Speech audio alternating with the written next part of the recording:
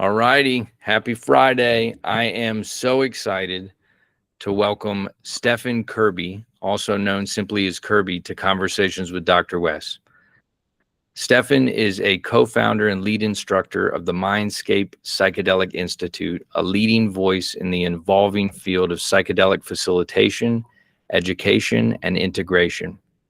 His work grew out of his own personal healing journey with entheogens, experiences that opened the door to profound transformation, and eventually became a lifelong dedication to helping others navigate these spaces with greater safety, integrity, embodiment, and respect. Today, Stephan specializes in 5-MeO DMT facilitation, somatic integration, and trauma-informed practice. Through Mindscape, he trains facilitators, therapists, and guides in approaches that bring together trauma awareness, embodiment, psychedelic integration, non-dual philosophy, and therapeutic presence. At the heart of his work is an important distinction.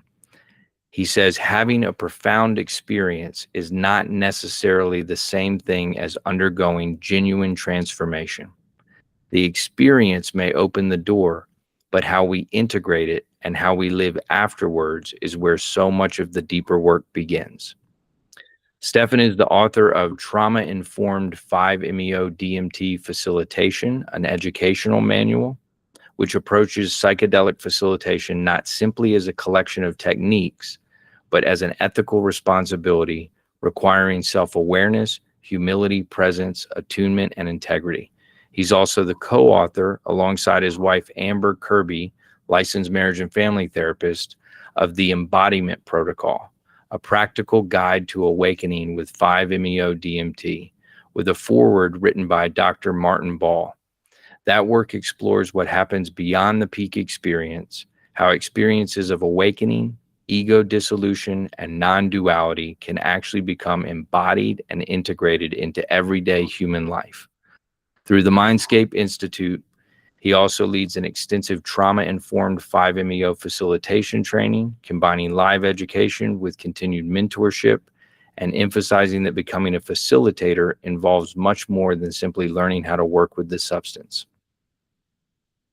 So today, we're going to dive in, and I could not be more excited and honored to have Stephan Kerby on Conversations with Dr. Wes. Welcome, brother.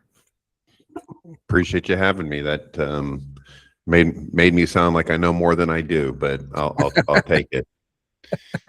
Well, yeah, so I first found out about you on my own journey, and as a psychologist, and I've done counseling work with youth and families and adults, but I hit a place with my nervous system from running this center I had for 5.5 years, and it led me back to plant medicine work. And I went and worked with the sacred cactus, peyote, and began microdosing psilocybin and doing some work with that. And it was profoundly healing for me. But I also, Kerby, I had a pretty rigorous spiritual ritual and routine and practice. I told you I study a book called A Course in Miracles, non-dual. Yeah, and it's been profound and so helpful for me to kind of recognize when I'm in ego and stepping more into spirit. And so, but through all of that, I got led to understanding the realm of entheogenic medicines and plant medicines, and was always hearing about Bufo, or 5-MeO DMT. And so I took a deep dive in researching that, watched Hamilton Morris and a lot of his work, and people talking about Michael Pollan's work, of course, like the bigger names, Joe Rogan, Mike Tyson, all talking about 5-MeO DMT and making a distinction between NN-DMT. But what was interesting is a lot of it felt very, kind of when you're hanging out with certain friends and they'll be like, yeah, dude, here's what this is, and blah, blah, blah, and talking in certain ways. And then I landed on you. And here was this guy that was poised, knowledgeable, honest, humble, and you were also running an organization where you were talking a lot about integration, and you were talking a lot about just working with that medicine. So I'd love to hear your story of how you found 5-MeO DMT and what has kind of brought you to devoting your life now to this work and creating Mindscape. I know it was like 100 questions, but No, it's okay, and I'll try to keep it brief. Yeah. And since you read the book, I know you have the story. But for folks that kind of don't know it, maybe similar to you, I think you shared a little bit. To me, it was, just anxiety, depression. My wife would say PTSD, even though we still debate that, but she's probably accurate since she's the better therapist in the house. But had everything that the world would consider to be successful, right? But just miserable. And I tried therapy. I tried a bunch of different interventions, and just felt hopeless, to be honest. And then I saw like a YouTube video of a therapist talking about ayahuasca, and she's like, it's like 30 years of therapy in a weekend. And I thought, wow, that's efficient. And one of the things I used to pride myself in was how much work I can do, how much work I can get done. I was like, I can get 90 minutes out of an hour. I'm super efficient. And I was like, well, that's efficient. That fits kind of my modality or my modus operandi. So I found a retreat center, went and did ayahuasca, and had a mixed experience. Some of it was frustrating. Some of it was impactful, but it led me down the rabbit hole. I'm like, okay, this is different. Let's keep doing this. And I ended up doing that long enough. Where eventually I was kind of welcomed in and started working alongside the shaman at that time. And then I remember she was struggling with some personal issues, and then she found Bufo. She was like, oh, I had this Bufo experience this last week, and you should do it. I'm like, well, tell me about it. What'd you see? She's like, I didn't see anything. It was like there was no visuals at all. I'm like, huh. I was like, was it scary? Was it easy? She goes, it was absolutely terrifying. And I'm like, well, that's like the worst marketing pitch of anything I've ever heard in my life. Why would I want to do that? And then 10 YouTube videos later, I was even less interested in it.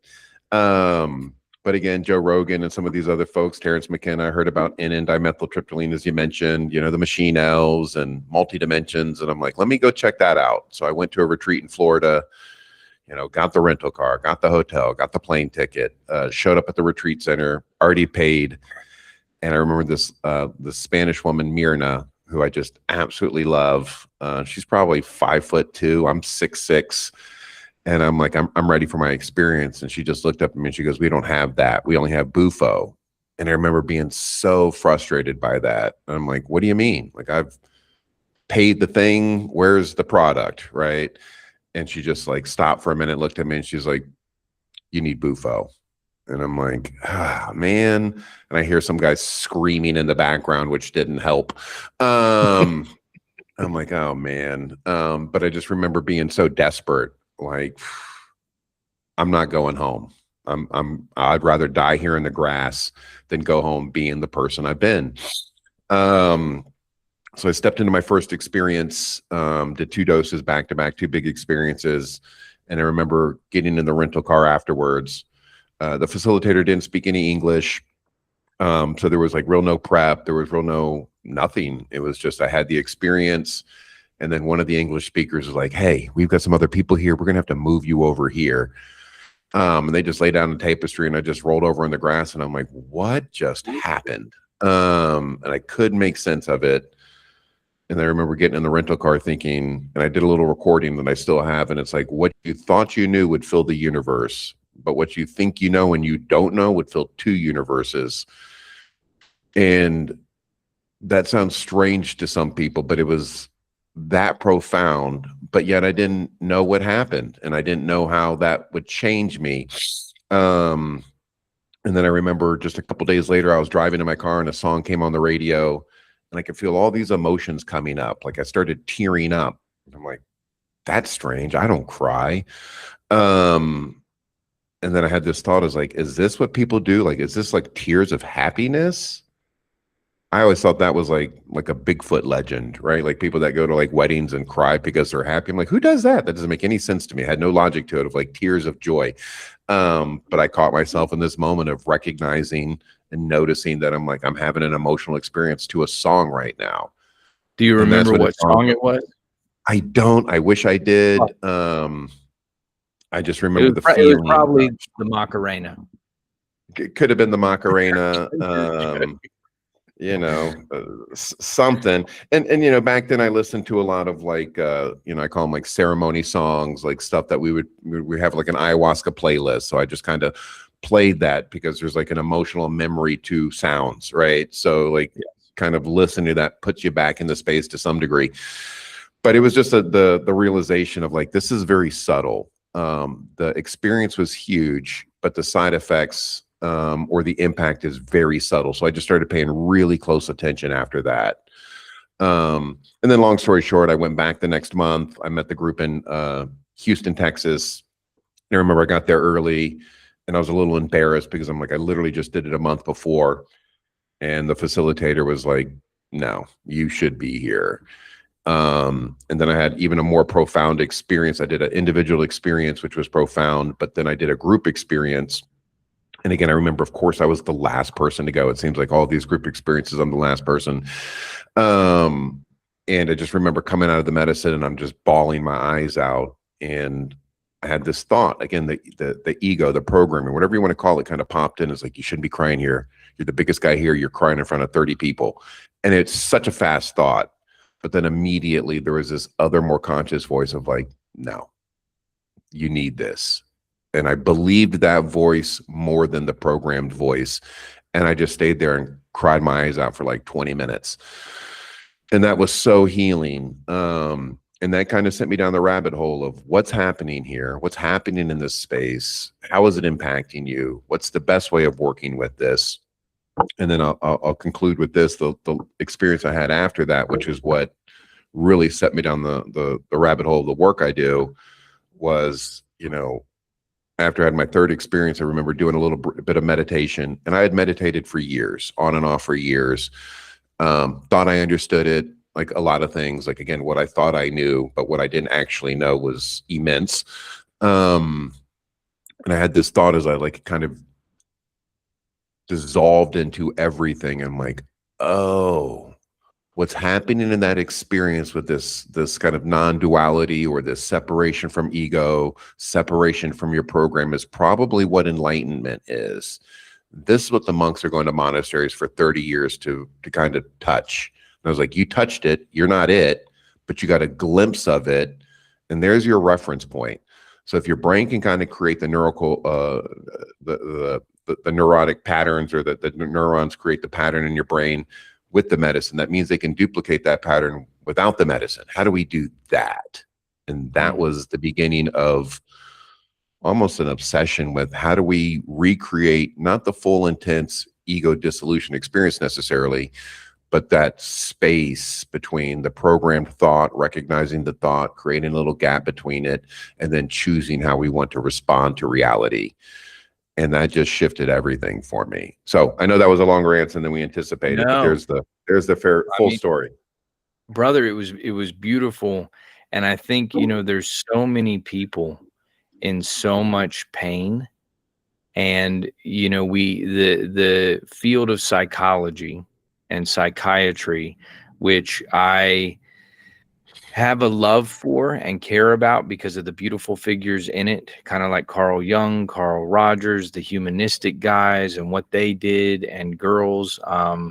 But then it's got a really intense history of over pathologizing, brainwashing, dehumanizing, over medicating, and telling people that they are broken, sick, damaged, diseased, and labeling everything. And I think so much of people seeking healing, kind of like you were there and you were like, I've tried all these traditional Western routes of psychotherapeutic psychiatric healing, and that is not helping me with my trauma. Let me go practice some of these indigenous plant medicine. And you know, I have a great amount of respect for all the entheogenic plant medicines, whether it be ayahuasca, iboga, peyote or mescalito, wachuma or San Pedro, psilocybin, and each one of them has such a unique cultural lineage and history.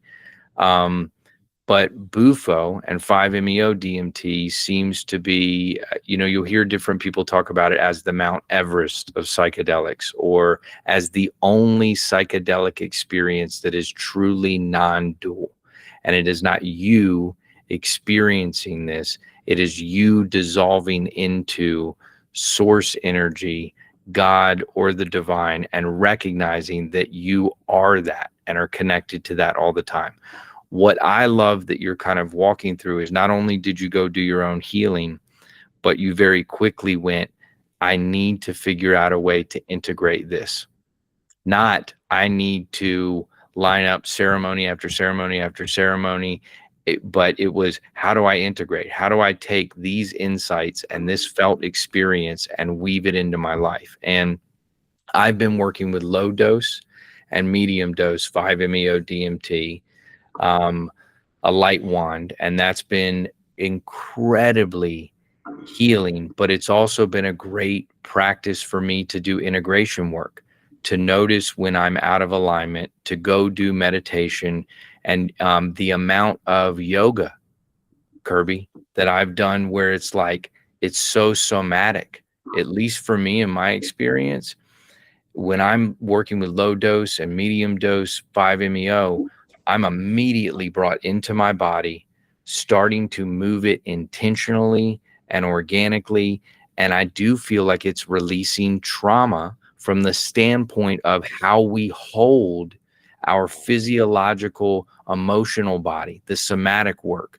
And again, you and I have talked at some point. I'm sure Spirit is going to lead me to work with and have a full experience, and I'll let that land how it needs and when it needs. But I'd love to just kind of dive in and you talk about Mindscape and the work you guys are doing. And I'm going to participate in your upcoming facilitator training, which I'm incredibly excited about, and has got a cohort.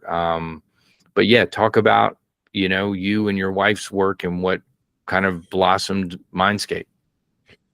Yeah. And if it's okay, I want to touch on a couple of the things that you mentioned, because I think they're important. And again, I love your feedback on it. Yeah, I think first off, anybody that's listening to this, don't listen to me. Again, I have my opinions and my beliefs on things, but the amount of beliefs and thoughts that I've had on things that have changed over the years would lead me to believe that potentially what I believe and think now could also be incorrect, right? But where I'm at currently, and that's the beauty of all the things that we kind of talk about, is I think too many people hold on to beliefs because they've heard somebody say it, they read it somewhere, it resonates with them, and they hold on to it as a truth, right? I think we see that in kind of a lot of religious context, spiritual context. It's this thing. And it's like, is it? Have we done critical thinking? Have you experienced that yourself? And if not, that's okay. It's a belief. I have lots of beliefs, but I hold those loosely because, again, the ones that I've held on too tightly, come to find out I was potentially wrong. But, this idea of, like you said, like traditional therapy, I think you nailed it. I don't think Carl Jung putting people on couches maybe 140 years ago or however long ago it was. I think traditional therapy was in community, was with these sacred medicines. And that's a completely different environment than the way that we're doing it now. Right. So I think the original traditional medicine was just that, in community and that type of context, which makes a significant difference, which makes integration more organic, right? Because you're in a community and culture that has already had these experiences, that has ways of normalizing it, versus I did it, but if my neighbors knew I did ayahuasca, what would they think of me? That's a completely different kind of reality. The other thing that you touched on was, again, the mental health space. Like, I work with a lot of folks where it's like, one of the questions I like to ask them is like, can you be open to the idea that there's actually nothing wrong with you, that, you're kind of in a society or in a structure that's really not natural for humans to be in. Again, this lack of community, I live in my box, this person lives in their box, I go to work with people I don't know. for 8 hours a day. So maybe what it is like you're a square peg being jammed through a circle hole, and what you're feeling is just the friction of that. And maybe there's actually nothing wrong with you. What you're experiencing is that friction of, this isn't the way that we're supposed to be. I don't know that, but I feel that sometimes. And then I'd say lastly is, as you talk about the different entheogens and medicines, yeah, I think depending on the facilitator you talk to, it's that old analogy: if you're a hammer, everything's a nail. So if like you work with MDMA, well then MDMA is great for this, and this, right? And so we start creating hierarchies around these medicines, and I just don't view it that way. It's we have different medicines for a different reason. So yeah, I think 5-MeO is an extremely potent and powerful experience that is absolutely unique from the other entheogens, but I wouldn't say it's better. It's just different. I've got lots of folks that have amazing results. And again, if you view these as tools, right, what tool do you need? And I've got, not a very handy person, but I got like 5 different hammers. You got like a finishing hammer, a carpeting hammer, a sledgehammer, like a regular, like what's the hammer for the nail, right? Versus my hammer is good for every nail. So for me, 5-MeO was, as you explained it, because of that complete ego dissolution.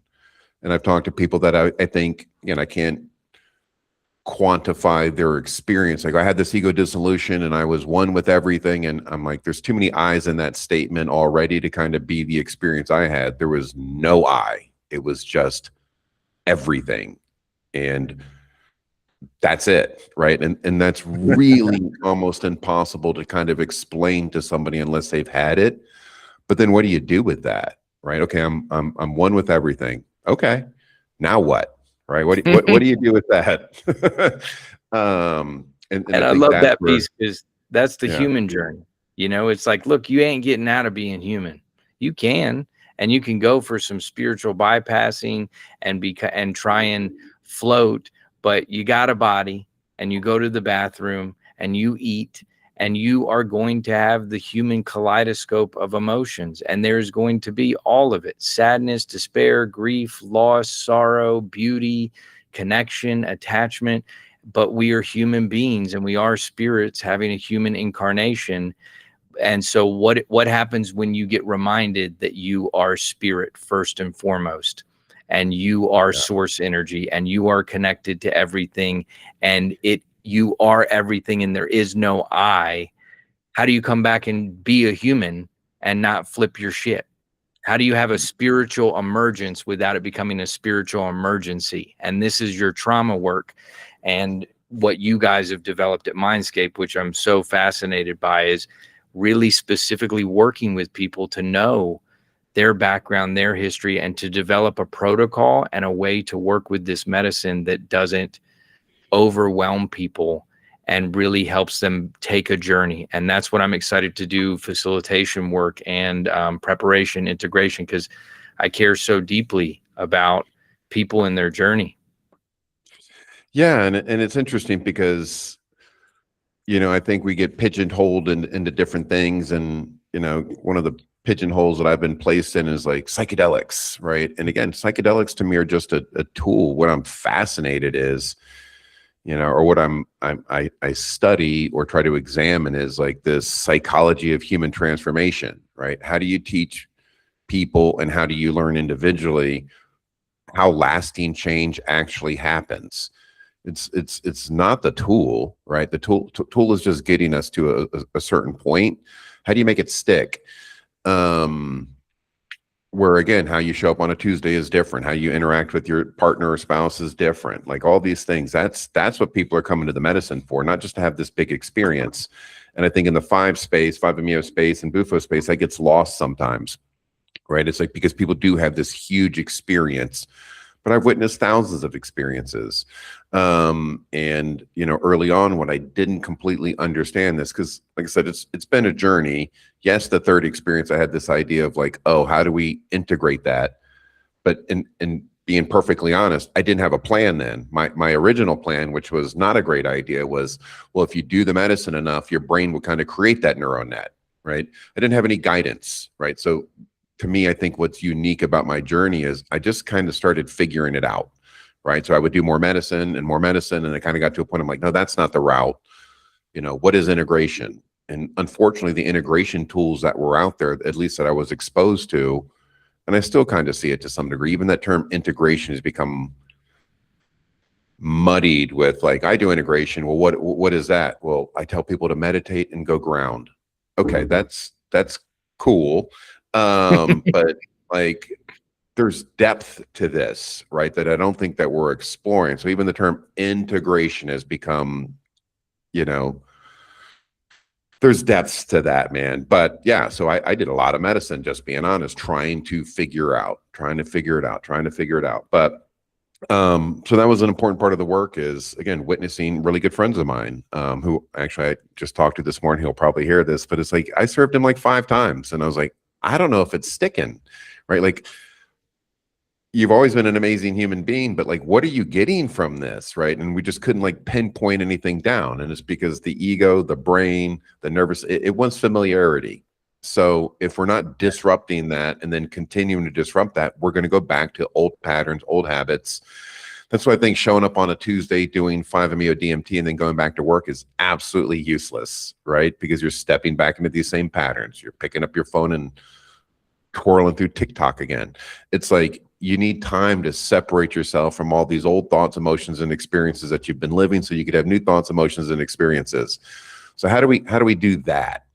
So that's what Mindscape was about. It got to a point where I served a few good men friends of mine, and then it just started expanding, where, can you serve my partner? I've got a friend. And it got to a point where I just had too many people to work with. I had a wait list, and I'm like, I can't do this. And do I need to do this?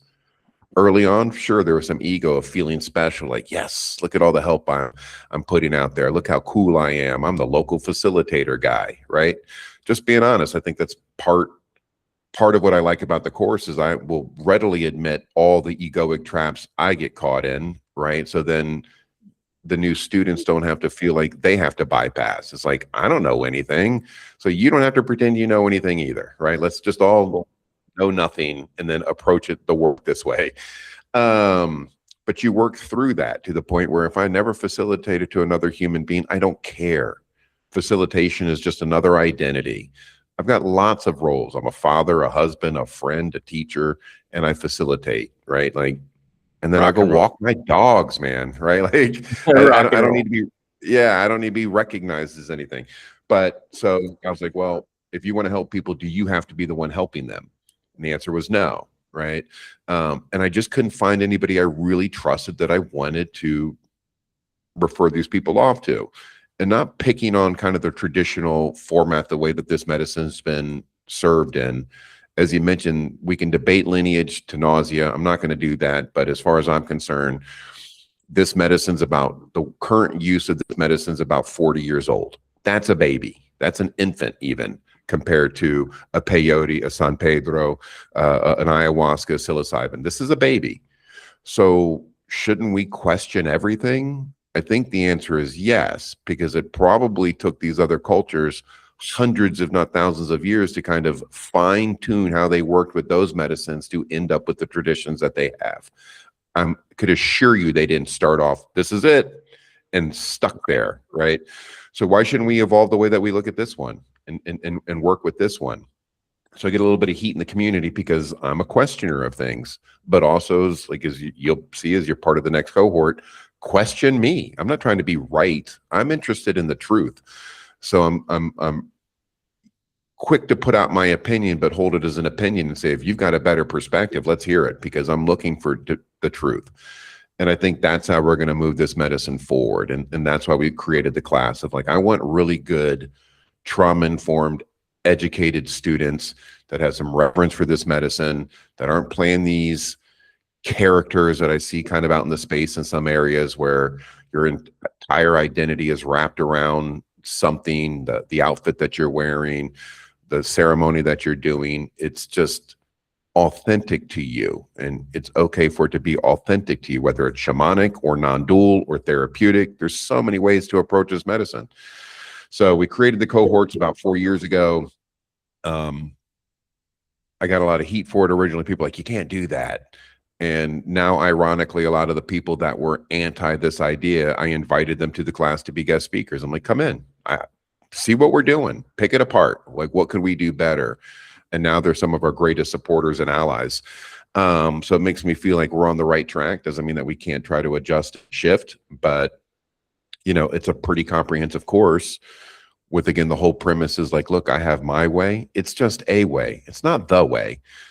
Find what's authentic to you. Hold that loosely because you'll probably change your mind. But as long as you can bring people in, do a really good intake process, do a really good, clean, safe ceremony, and a really deep integration process, how you want to dress that up, I don't care, as long as it's authentic to you.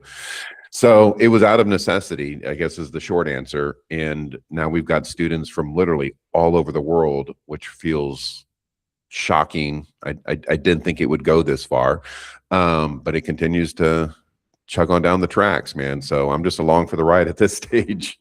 Awesome, man. And the thing I love is just that commitment to ethics and integrity.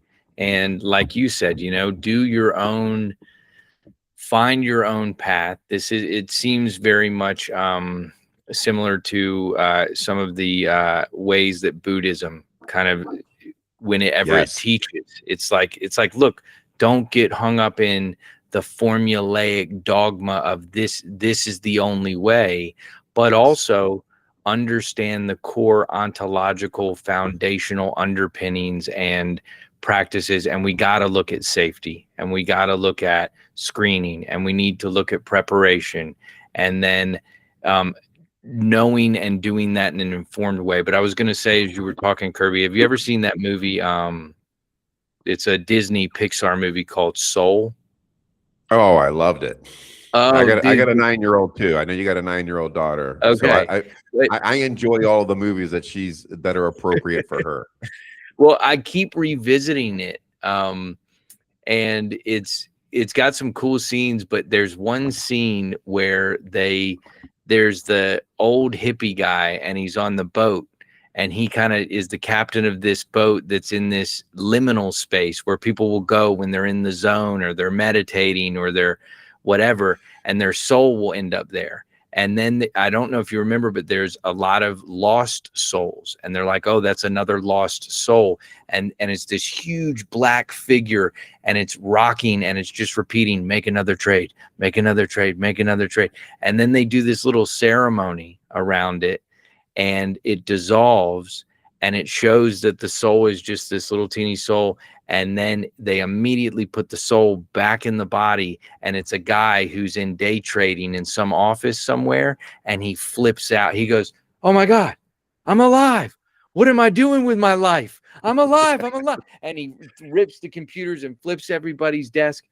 It makes me think about the people that I've worked with that have gone and worked with 5-MeO, and it's this massive kind of like conscious awareness of like, what am I doing with my life? What is most important? What is purposeful? What is my personal sovereignty? And what are the ways that I've misaligned from that? And I think that's where we see some of the spiritual emergency is this may cause you, it should have a warning on the label, like this may cause you to question everything that you ever thought that you knew about yourself, your life, and what you're going to do with yourself. But I think if you have the right connections in place, then you can work through that and say, I'm ready to make these changes in a healthy way where I can get more into alignment with myself. But yeah, I know that was a ramble. No, dude, I love that. And I'm glad you brought up that movie because I won't get it correct, but I remember that the guy that was a musician, I remember him talking to one of the characters, and he was talking like, well, it's my life's purpose. It's my life's purpose. And it's like almost laughing like, you humans and your need for purpose. Yes. And I had that conversation with so many of my friends, right? Like we'll go down the rabbit hole of AI. Well, what happens if AI takes all our jobs? What will my purpose be? And I'm like, my purpose is just to enjoy the finite time I have on this planet with my wife and my daughters, right? That's all I say. I've got clients that are like, oh, sorry, I can't make it today. I'm like, that's cool, man. I'm just going to go walk my dog. Like, I don't need to be anything. And I think we get so caught in this idea that we need to be anything or need a purpose. And I know some people are listening to this like, well, you know, and could disagree, because I have friends that completely disagree. They don't even believe it. We're like, well, I think you're wrong. I think, I'm like, that's cool. I literally don't need a purpose, right? Like, where did that idea even come from? Or the idea that because you're an attorney, that's your purpose. Like, if you're on your deathbed and it's like, I was really good at law, like, you're not going to care and nobody around you is going to care. So yes, an absolute side effect is like, you will question this reality. And it goes back to that square peg and circle hole of like, what are we doing? Like, what are we doing? Right? Like, so we throw our kids in daycare for, 9 to 10 hours a day. We see them for a couple hours a night, and then I can go be like the boss man or whatever. And that's fine. I'm not judging anybody for that. But to me, it dissolved all of that of like, what's important to you? And then it allowed me to kind of live like everybody knows, like, how would you live if you were going to die tomorrow? Well, you wouldn't be worried about the comments that somebody said to you on Facebook. You wouldn't be worried about, 90% of the things that you're worried about. You would spend time with these people that you love and care about. Like, can that be your purpose? Can your purpose just to, again, exist and just be part of this miracle that we're living in right now? And it's like, it doesn't have to be more than that. So the irony of that was like, a musician, yeah, that's something you love. Go do the things you love. Go play with this reality. Absolutely. I have a blast, right? Wear different costumes, do different things, be different characters, but ultimately you're everything and nothing. So yeah, it should have a side effect. And I think that's an important part of that informed consent, that if you said, what are some of the concerns that I see in the space? Not enough informed consent. You'll meet God, source, consciousness. You'll be one with everything, love and light. And I'm like, it's love and light till it's not, because it will absolutely, the people that are really tied to their identity, which is most people, it could be extremely disruptive. And, I've shared this story before. I'll make it brief and then hear your comment. Like, and it was for my wife. Again, she was a youth pastor. I mean, 10 years ago, I had an apologetics ministry show. Right. So like, we were down that rabbit hole, and it was my experiences and again, not to override other people's experiences, but it was like, oh, we've made God really small. And then when I'd go back and read the Bible, I could see all the human elements. I was like, that sounds very human-y, right? That's not the experience of God that I had. And it was also very isolating because everybody around me was Christian or deeply dogmatic in the religious space. And they're like, how do you know that wasn't the devil? And I'm like, all right, we can't have this conversation, right? Like, this isn't going to go anywhere.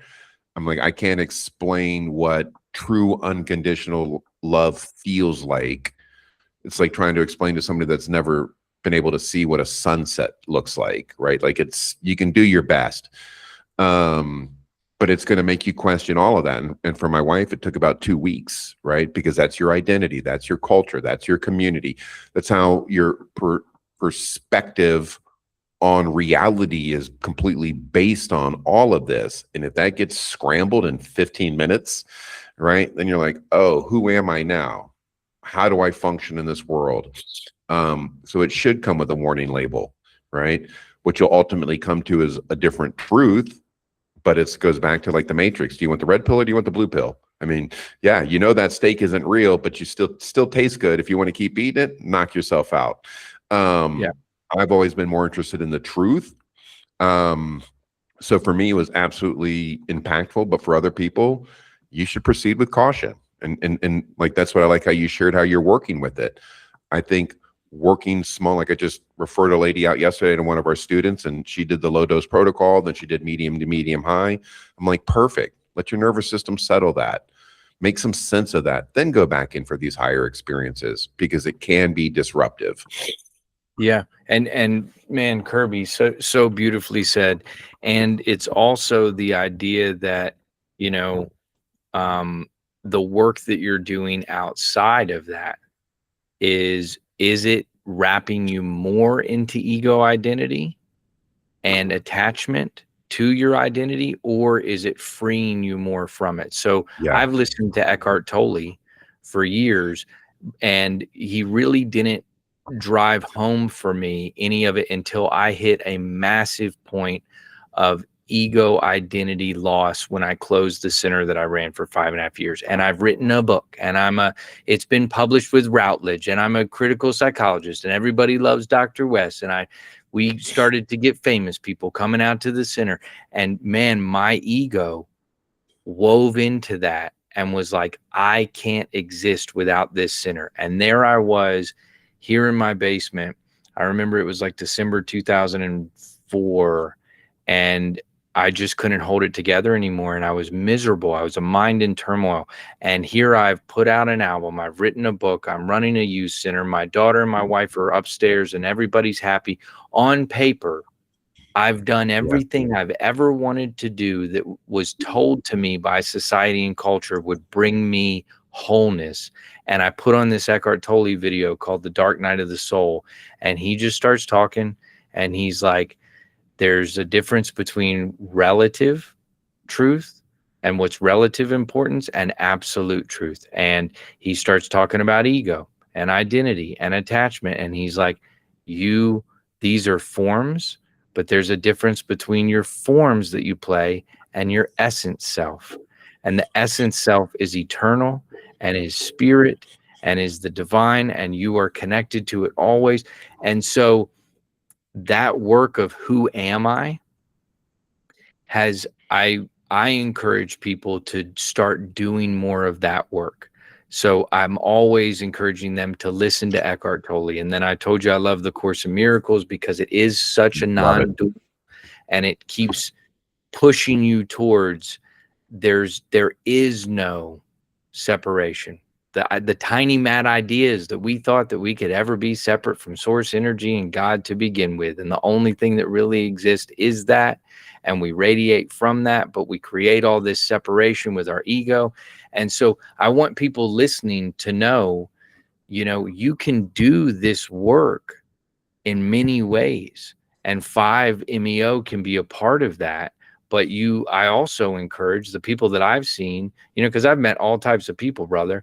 And I've met a lot of people that have done a lot of psychedelics and haven't integrated for shit and are still super caught up in ego identity. And then I've met people who have never touched a psychedelic in their life and are deeply spiritually bound and can see their ego and watch it and work with it all the time and never let it take over.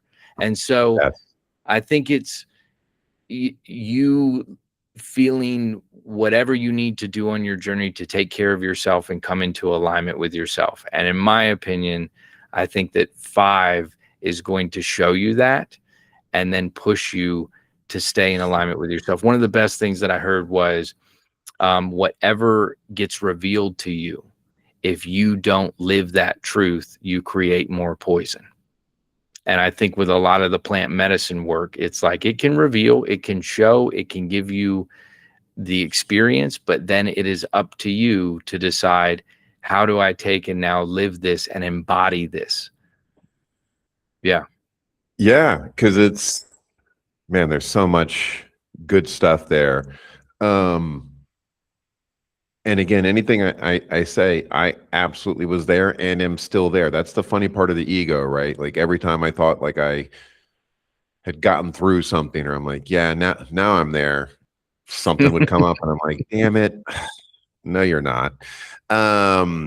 Which just makes it like a lifelong adventure. And I think being able to admit that, and I think the trap of a lot of facilitators is, again, that guru trap, that need to be special, that need to be seen. And that's very human. So I say that compassionately and not with judgment, because I'm sure I was trapped there. I could remember very specific times of being trapped there, right?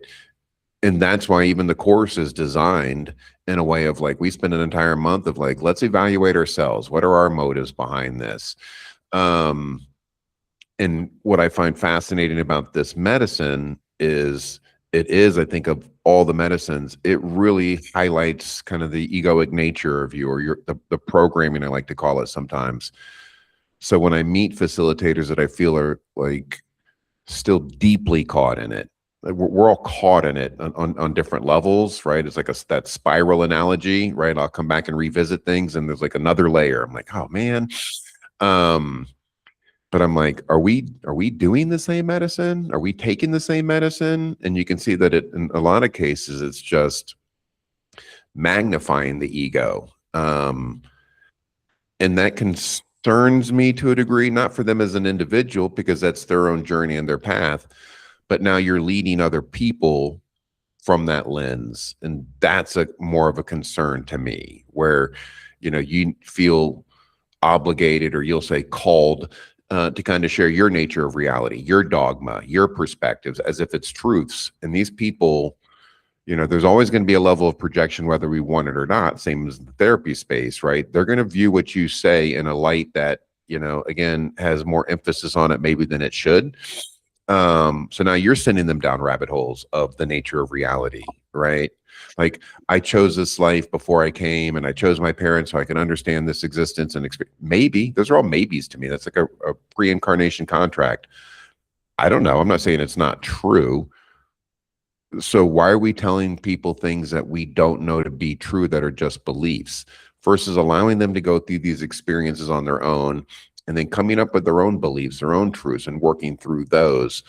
And I think that's really an important aspect of, like, holding space. And holding space is, or another way of framing, I heard a student say this, and I probably won't get the quote right, but it was great. He goes, how do I remove as much of myself from their experiences as I can? And I'm like, bingo.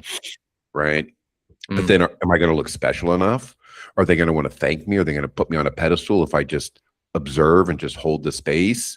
So I'm going to do this, or I'm going to use this prop, or I'm going to put on this performance, so they'll see me in this special way. And again, very normal for humans. But I think if you're working in this space, you need to examine that, and refrain from that as much as possible, because it's not as helpful as maybe you think. And so to me, even in the facilitation course, I'm like, if you ultimately facilitate, I don't care. This is a personal journey. Like, this medicine, it's like the Dunning-Kruger effect. Like, when I first started facilitating, I thought I had it all figured out. And then I had a point of, like, you don't know shit. Excuse my language. And so then I stepped out of it. I'm like, I shouldn't be doing this. And then chose consciously to step back into it with a different perspective. I think that's important, right? I think that's important because the facilitation helped me get to a point in my personal life where I'm like, I can view myself and see myself in a much better way than I was able to before. And it all began with, again, just similar to you, losing the center of me, stepping away from this role as a facilitator. And I'm like, you're just Kerby. Man, that stings. Right? Like, where's all the specialness? Like, I've got all these cool beads, and crystals, right? Letting that all go, coming to just a better understanding of my ego and my programming and my need to be seen, and then just working through that of, like, I'm good. I don't need to do this. I actually am enjoying not having to do it, because all that pressure has been removed too, of being this thing. Okay, now I can step back into it with absolutely no desire to be wanted, seen, recognized, appreciated, because of all the baggage it carried with it. So it's a personal journey. And I think too many people step in, they haven't taken the personal journey. They're not willing to continue to do the personal journey. And that's where that term, spiritual bypassing comes. And it's like, very human, but, I'm trying to help the facilitators and myself go on that journey, right? So ultimately we get to the end, and you're just a better human being, a better husband and father and friend, better community member. I don't care if you light a pipe. Yep. Rock and roll, man. And as you talk, Kerby, I think it's interesting, because what you said is, like, the ego's always there, and my belief and understanding is everybody's a radiant child of God. Nobody's more spiritual than another, because we all embody divine spirit. But we also each have an ego, and that ego can take us to a place of unconsciousness and projection and identity, and getting wrapped in that. And then I think our connection to spirit can kind of free us. But I just want to touch on what you were saying.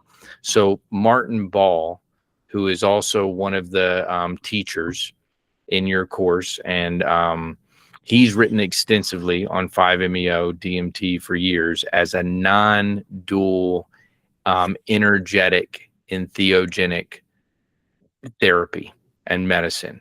But I saw a video with him the other day, and he was talking about it really encouraging facilitators to avoid interpreting the experience of the person that they are facilitating, and doing more of what he said is a reading and being able to sit with and hold space for. But in my opinion, that's so needed.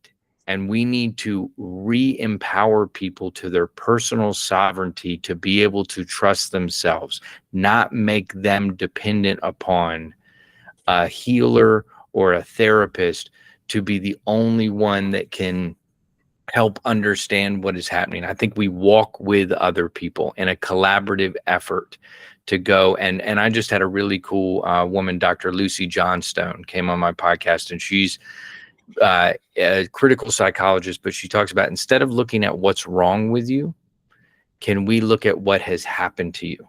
And in the therapeutic relationship, can we collaboratively work on a narrative that you resonate with and makes sense for you, but we're doing it joining together? And so I think that's so important, where it's not this hierarchy of the therapist or the facilitator is telling the client, this is what you experience, this is how you need to frame it and understand it, and this is what's going on for your life. Whether that's talking about past lives, whether that's talking about your soul and your spirit's journey, but more, can you hold space?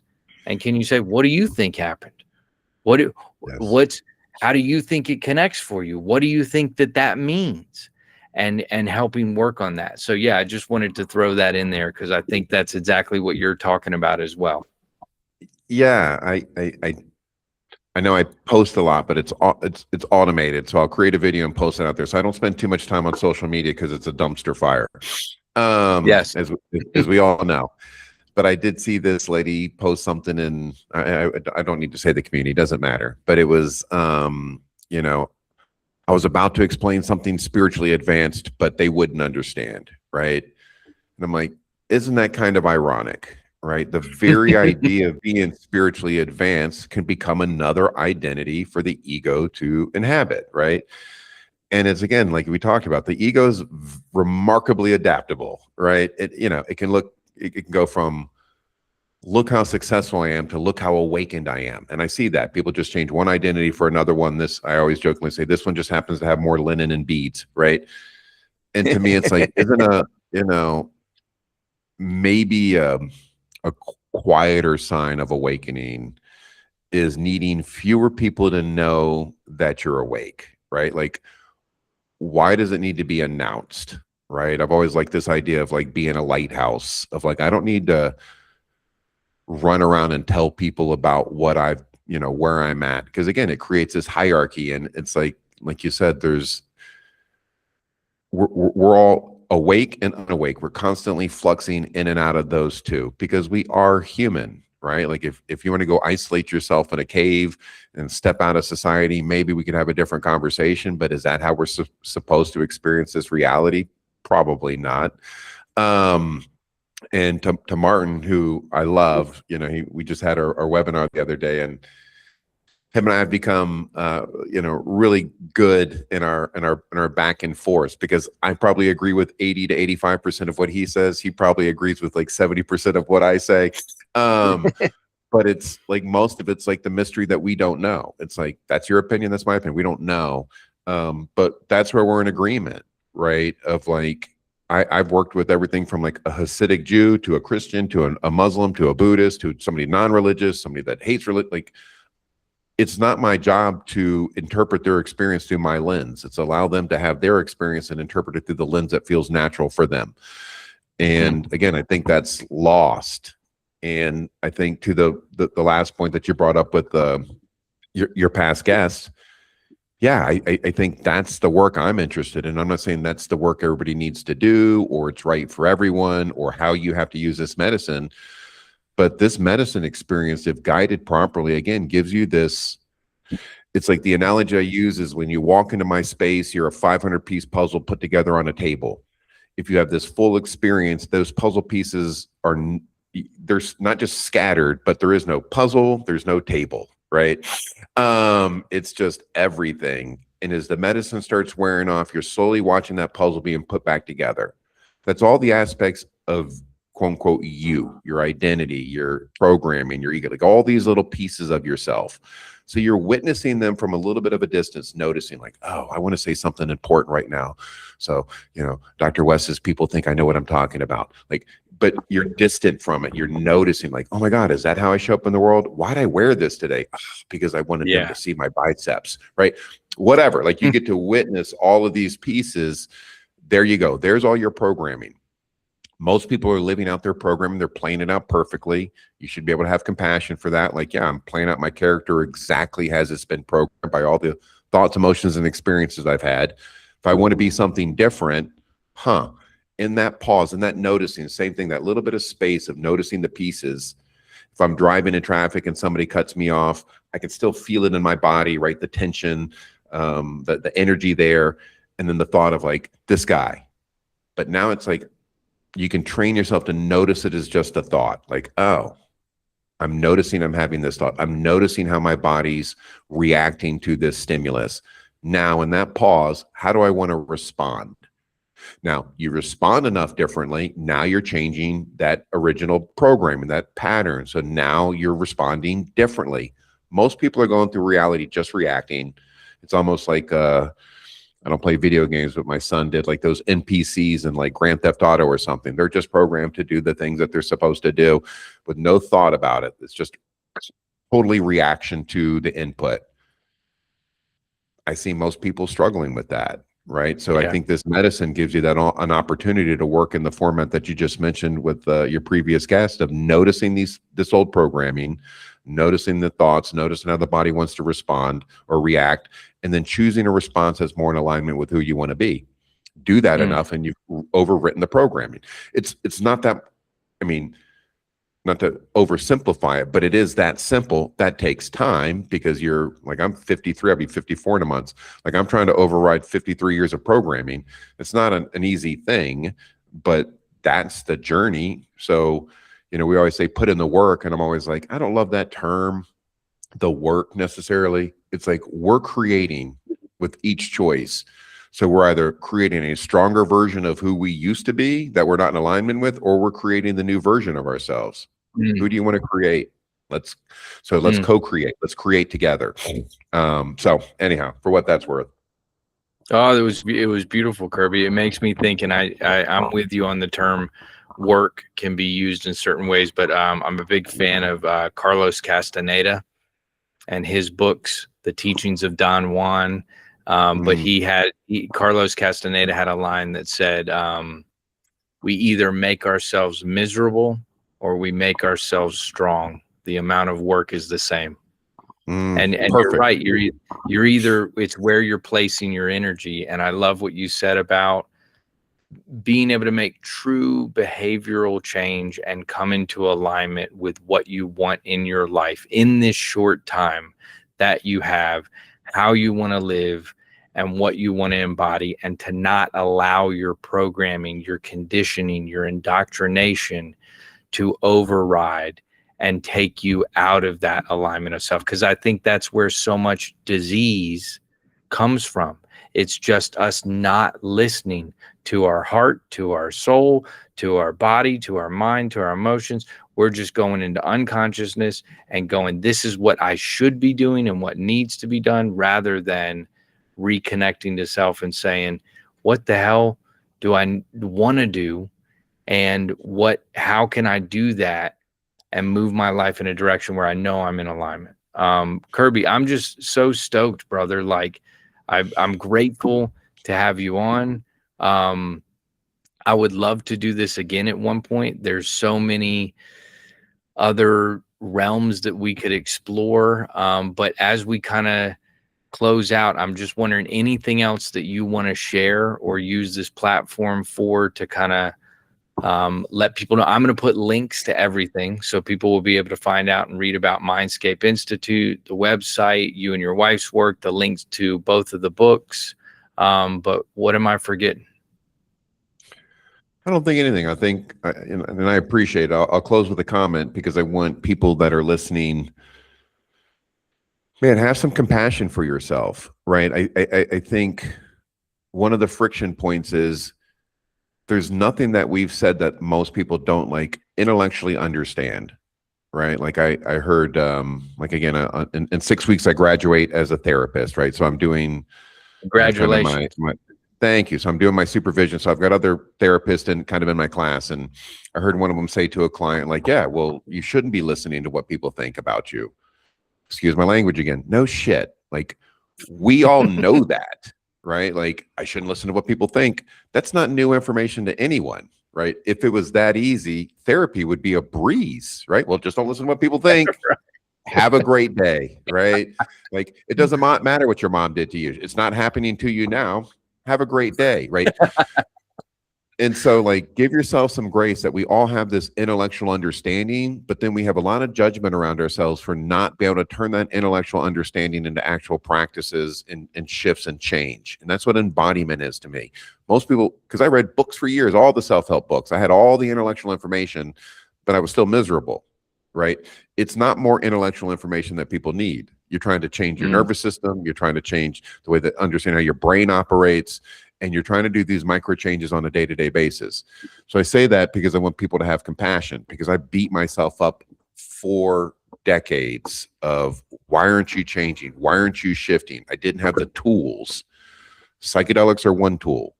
They're not the only tool. There's lots of different tools out there. It's the tool that worked for me, but again, that doesn't mean it works for everyone. So give yourself some grace. Realize that there's hope. If you knew me 10, 15 years ago and you saw me now, you'd realize that there's hope. Because if there's hope for me, there's hope for anyone. And you just need the right tools and potentially somebody to kind of hold your hand along the path. And that's okay. I did. Anybody I think that's made it shift has. So give yourself some grace, give yourself some compassion, stop getting more intellectual information and get the right tools to help you embody it so you could live it. That's what I got. Oh, it was beautiful, brother. And you made me smile and laugh so much because I was thinking about, I will say all the time, like, you know what I have full intellectual awareness and understanding of? How to get six-pack abs. But do I have them? Nope. Great analogy. And the idea is like, it's in the day-to-day, it's in the practices, and it is in the embodiment and moving from mind to body and integration in that capacity of, like, how do you regulate your nervous system? How do you breathe? What are your practices?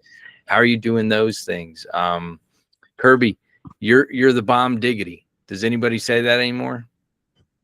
I don't know, man. You're probably in my age demographic, so we used to. But I'm 44. My clients roast me all the time. I said for shizzle the other day, and one of them was like, "Don't do that, bro." He was like, "It's not cool." And I was like, "I'm gonna bring it back, dude." But you are the bomb. I appreciate you so much. I appreciate Mindscape Institute. Like I said, I'll put all the links, and then thank you again for coming on, brother. I appreciate it, man. It was a great conversation. So thank you.